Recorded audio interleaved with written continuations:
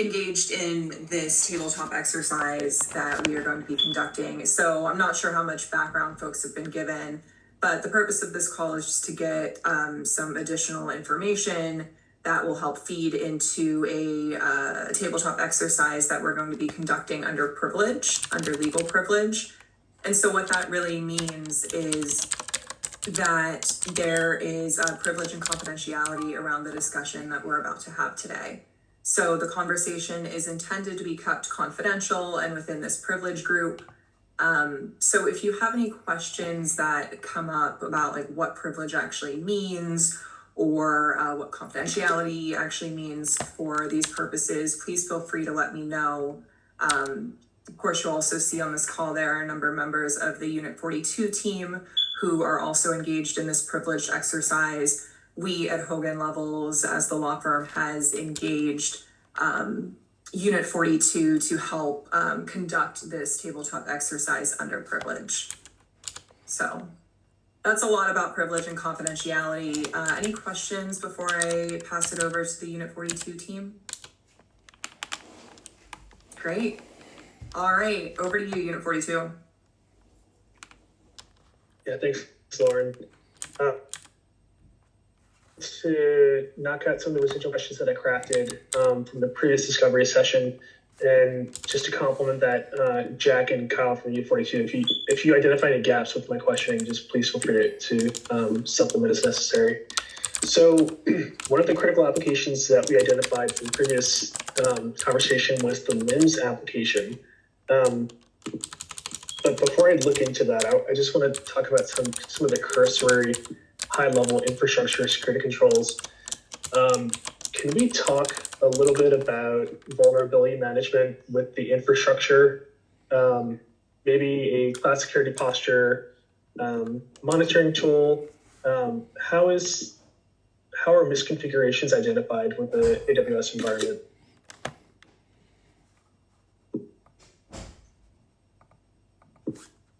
Yeah, so we use a CrowdStrike's cloud security module. We use their CSPM tool. Okay. And is that fed into a SIEM, or does that just reside natively within CrowdStrike? Right now, it just resides natively within CrowdStrike. That's not really fed into a SIEM. They don't have great integration with our SIEM. Mm-hmm.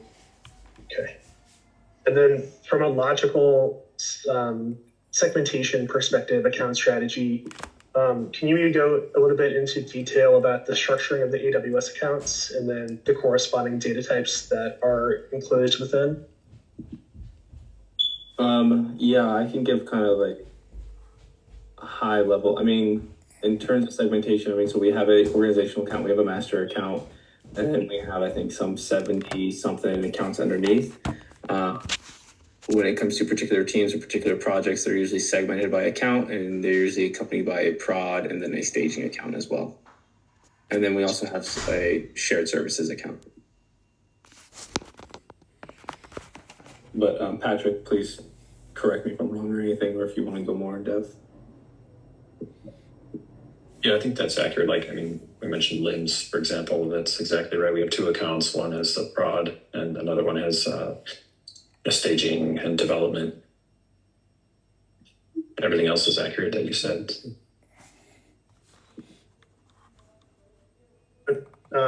East-west interaction. Is there a network firewall in place to prevent interaction between prod, dev, and staging? Yeah, I mean, for on-prem services, right? Yeah. Yeah. I would say there's a firewall between on-prem and AWS, but within AWS itself, currently there is not. We don't have like a Palo Alto virtual firewall in between. But I also don't think there's any communication between prod, stage, and dev. It's all pretty isolated through our transit gateway settings. Yeah, we do have different segments for transit gateway as well. Mm-hmm. Yeah, there's a prod, a non-prod, and there's a shared one. That's separated by the route tables? Yep. Yeah. Okay. And then you said within the AWS environment, there's no network firewall in place? Correct. There is in between north-south with our sites, but there isn't east-west. Okay. And then, is there a network account in which the transit gateway is hosted? It's in our shared services account. Shared services. Okay. Right. Yeah.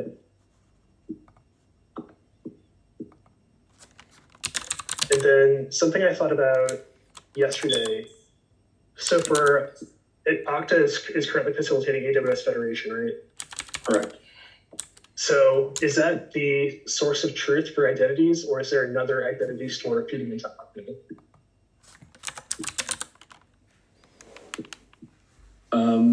No, that should be the source of truth. Okay.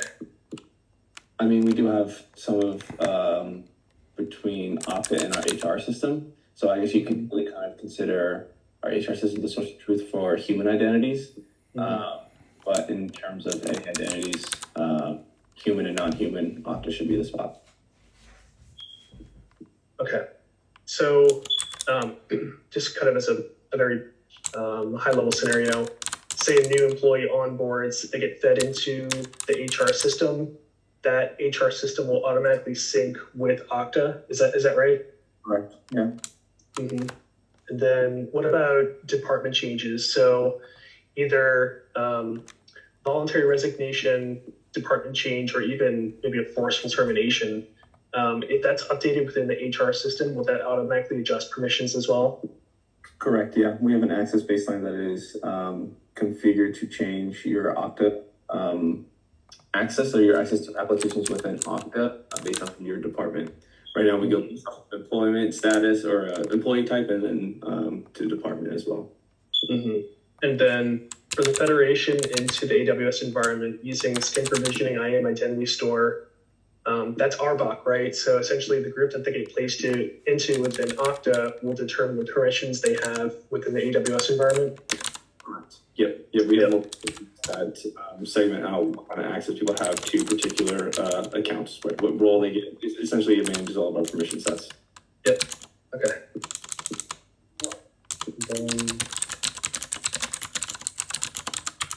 Let's see.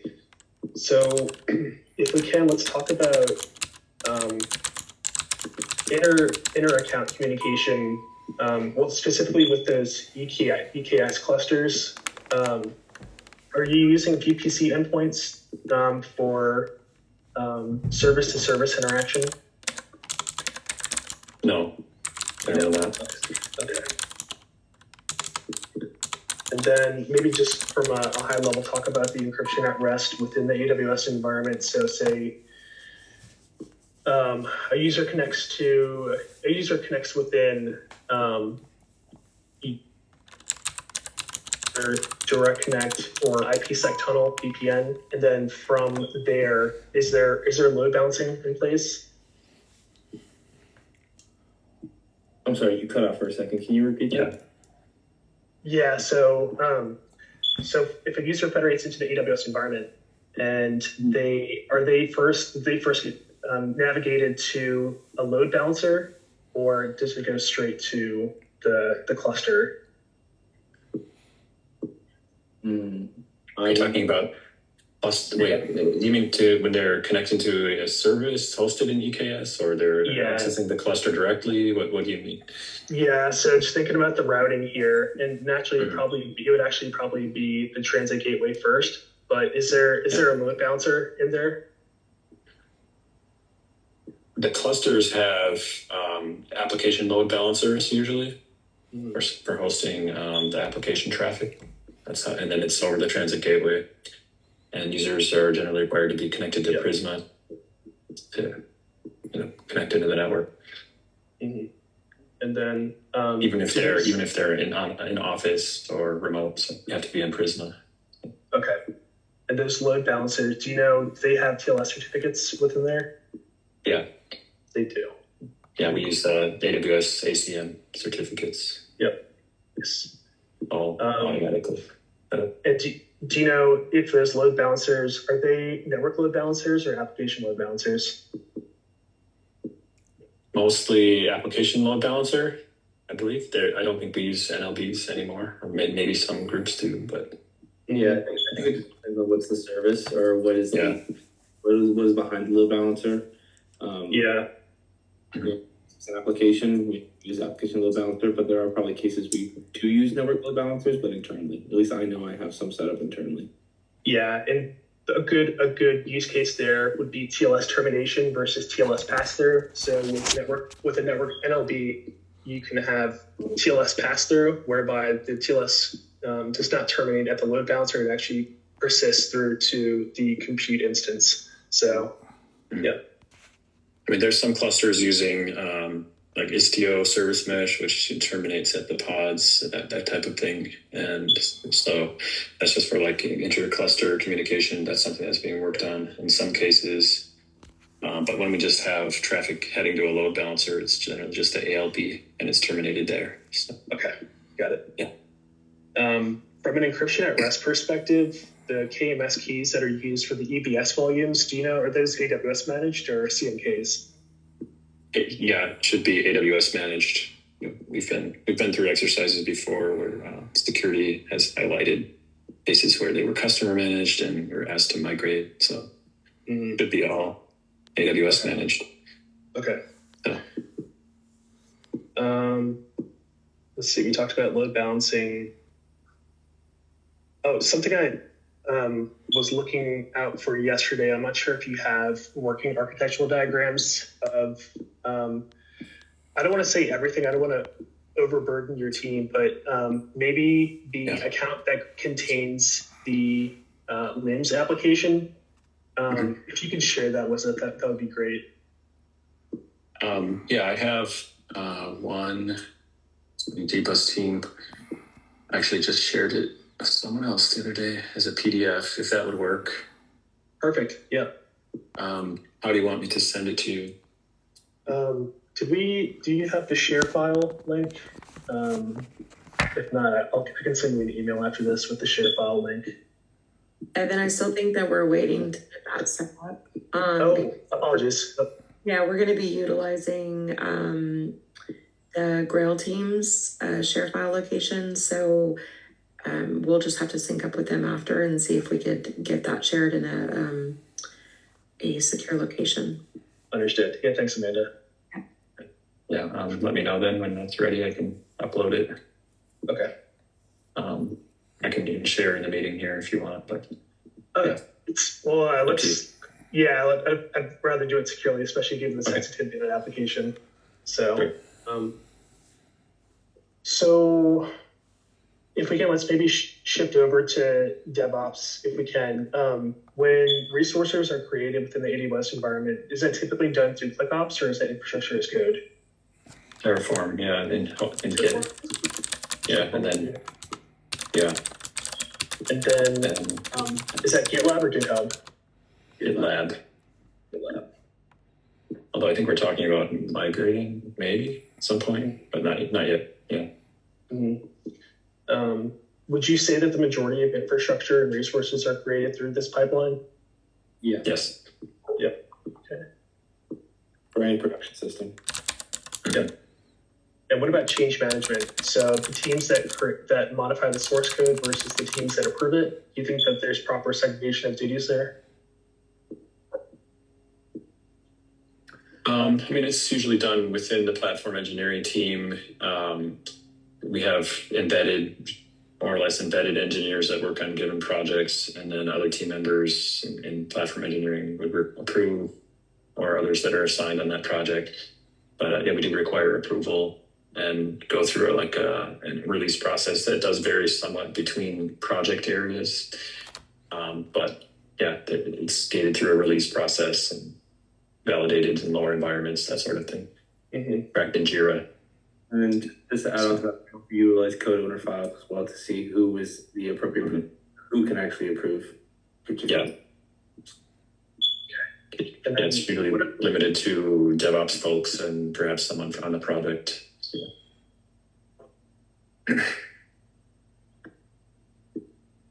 And then what about preventative controls? Are there any SCPs in place that require resources to be provisioned through the pipeline? No, I don't think so. Yeah.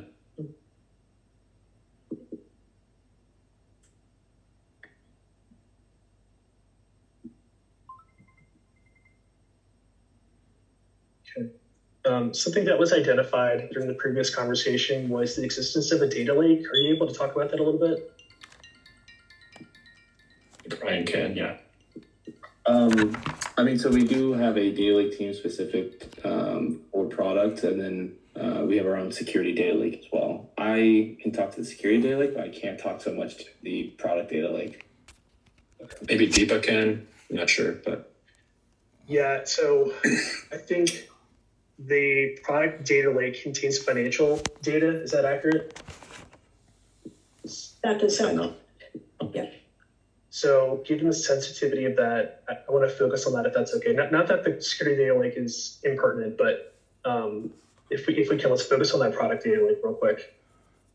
I think I'm not the right person to talk about the financial information. We need to pull in other folks.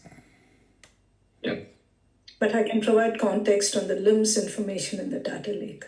Okay, yeah, so something I'd want to look at would maybe be the security controls surrounding that data lake, either encryption at rest or encryption in transit.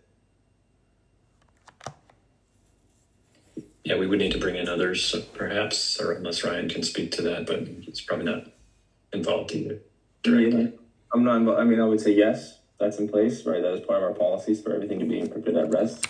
Yeah. It needs to be encrypted in transit.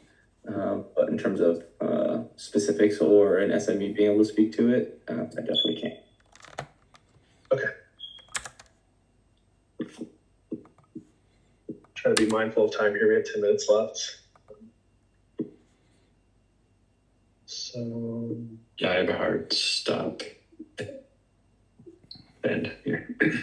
So we talked about logical segmentation. So what about so we talked about dev, staging, prod, differentiated by the various teams. And what about from a data classification perspective, the non-PHI accounts versus PHI? Would you say that there's appropriate segmentation there as well?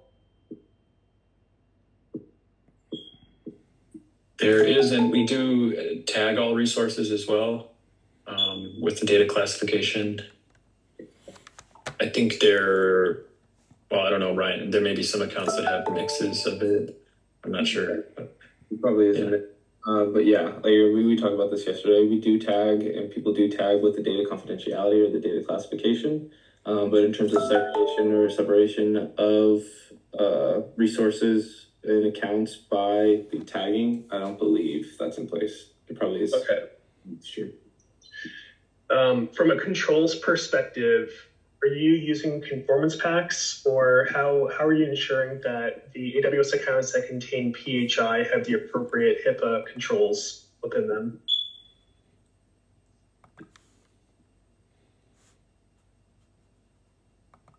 I would defer that one to Carlton. Yeah. Yeah, Carlton. Can you repeat that question, please? Yeah, so just a little bit of context. So their AWS config allows for the implementation of what are called conformance packs, which are essentially predefined evaluations that can be targeted for anything. It could be NIST 800-171 for CUI, could be HIPAA, could be CJIS, right, for Justice Department information. So what a lot of customers will do, and again, you don't have to do this, but what they will do is use those conformance packs to streamline the implementation of controls for specific compliance frameworks. Right. And so in this case, what we're looking at is PHI, right, which is HIPAA. And so the question there would then be, how are you ensuring that the PHI is properly protected? What controls, or how are you ensuring that the appropriate controls are in place? I don't work in AWS, so we would probably likely need to have AWS admins who might be able to speak to that process. I cannot speak to anything technical, any system here at Grail. Evan, I can speak to, so we do have AWS configured across all of our accounts, and we do utilize Security Hub to, I believe this is where you can also deploy some of those compliance packs that you're speaking of. Currently right now, a lot of what we do is around CIS benchmarks. I don't have any specifics on HIPAA compliance packs specifically. I could see potentially being enabled at individual accounts that do process PHI. But yeah, on that compliance pack specifically, I don't have anything on it, but in terms of AWS config and us using compliance packs in general, we do have that. Okay. Brian, do you know who is the new AWS admin? That's a good question. Yeah, I think that person might be able to answer that question. I'm pretty sure there has been some level of configuration. We do have a BAA with AWS, but again, I'll speak to how it's done. Okay. Let's talk about anomalous activity identification. So, and this could either be guard duty or otherwise. How is anomalous activity monitored and identified?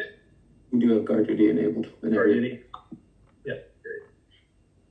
And then with our CrowdStrike, so CrowdStrike's not just CSPM, it is monitoring for, I think it's IOAs, indicators of attack, outside of just IOM, so that's an additional one as well.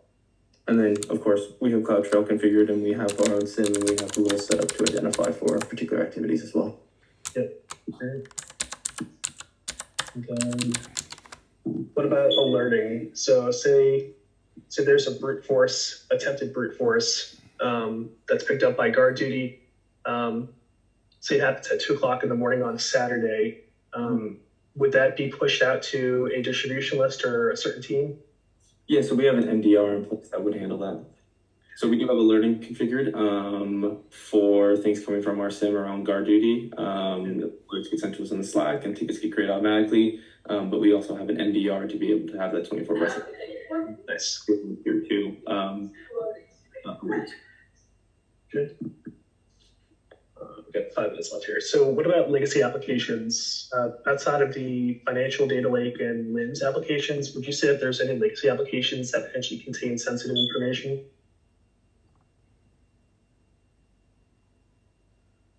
Based on the LIMS side, we do not have legacy applications.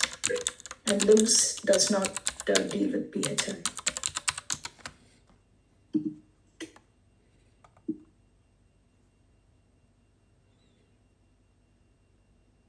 So that financial data lake, that's within AWS, correct? That we talked about? Yes, yeah. Right. And then is that siloed off right now? How is that a public or private subnet? Everything should be a private subnet, and it's within its own account, so AWS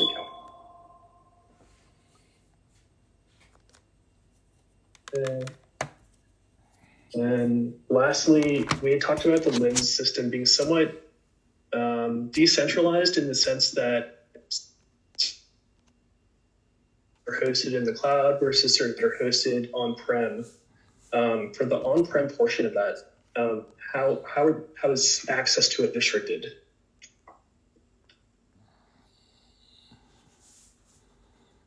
As far as is this like network access or? Yeah. We have firewall on-prem. There's basically strict firewall rules limiting access only to the AWS account, the EKS cluster hosting LIMS. So it's restricted that way. Got it. And that firewall, did you know what product that is? Is that in-house or is that third party? That's third party. In-house. Third party. Sorry. Yeah. So, yeah. Well, I mean, so we have it's a physical device, but it is a third party device. It's right. It's all. Okay. Yeah. And that's IP isolation, right? So it's only accepting from that CIDR range. Yeah. Or even individual IPs. In some cases. Yeah. Got it. Okay. Yeah. And then also just to take it a step further too, we also have individual VLANs that are segmented for the firewall for specific zones, such as like we have one for lab, we want to have one for management, we have out of band, things of that nature. And then for okay. I think I got what I needed. And then we got 3 minutes left, but Jack, Kyle, what do you know if I left anything in there? Nothing on mine. I think we're good.